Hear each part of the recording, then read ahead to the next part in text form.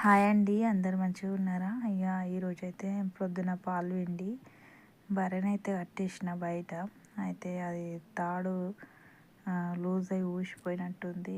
మా చిన్న బర్రెనైతే ఇక అరటి చెట్టునైతే మొత్తం ఖరాబ్ చేసేసింది.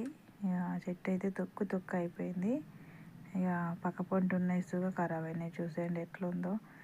ఇక ఖరాబ్ అయిన చెట్టునైతే వాడికి సమానంగా అయితే కోసేసినాము. ఇక పక్క పొంటి పిల్లలు ఇంకా 4 అవుతున్నాయి. ఇప్పుడు పువ్వు అయితే పూసే టైము. ఇంకొక 2-3 రోజులు అయితే వస్తుంది అనుకున్నాం మేమైతే. ఇక ఈ టైంలోనైతే చెట్టునైతే మొత్తం ఖరాబ్ చేసింది బర్రెనైతే.